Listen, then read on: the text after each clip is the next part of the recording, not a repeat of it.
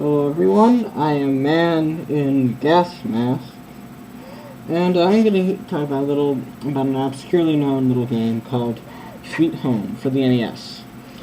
Now, the reason I want to talk about it, besides it just being a mind-blowing experience, and there being plenty to talk about it, is because when I first saw the game, I was thinking to myself, I never heard it before, and I thought, maybe this is the very first survival horror game of all time.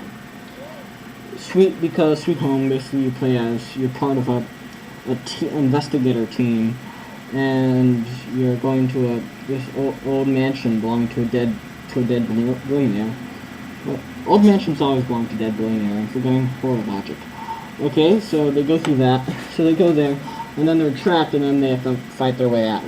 So it's really akin to Resident Evil and Silent Hill and stuff. But it came out, I don't know all the details. I think it might have come out in 1989. Yeah, I think that's what. So I was thinking that maybe this is the very first survival horror game of all time. But I was wrong. The first survival horror game of all time is actually Haunted House. The only place I know it, besides the Wikipedia page, is the Angry Video Game Nerd Halloween review. The first Halloween review, reviews Halloween the game. We talked about just how god-awful Haunted House is. Yeah, that terrible turd of a game is the very first survival horror game. But, I mean, and they also had other examples like Castlevania and other stuff. So it turns out that it's not the first game, but it definitely helps survival horror a lot. It has all the tropes of it, and that much is pretty fun. So, it's a classic NES games, graphics and stuff. Its combat system is based around Pokemon and Final Fantasy. It's turn-based combat, and this can actually get pretty annoying, like a lot, because you play as a team, but you always have to press the party button and get all the different characters, and you have to arrange them, or else you can get stuck in that area. It's really annoying. You always have to press each character's name, have them go to a certain place, and you have to rearrange everything all the time.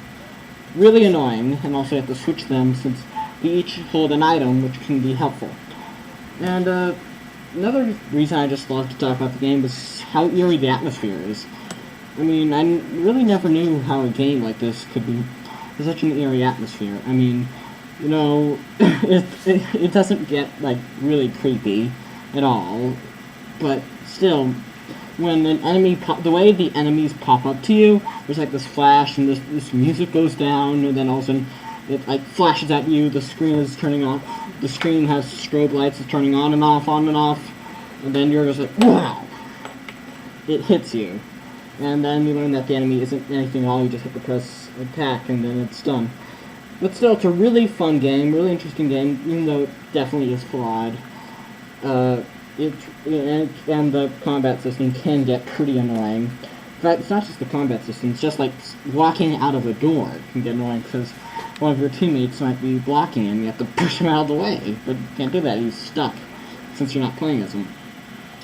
But just check it out. I mean, I played it on NES Cafe, but then you get the Flash recreation, so it may not be that low for the original NES. Like on that site, not to bash NES Cafe, maybe it's just my computer, but when I played Metroid on NES Cafe, one of the controls was broken. But still, it's just awesome. Just really want to recommend it to you. I just played it, haven't finished it yet, and if anyone likes survival horror and is complaining, I don't know, whether or not survival horror games aren't that scary anymore, or, I don't know, just takes an interest in them, debates about them, you need to check out this game. Thanks so much for watching. Bye.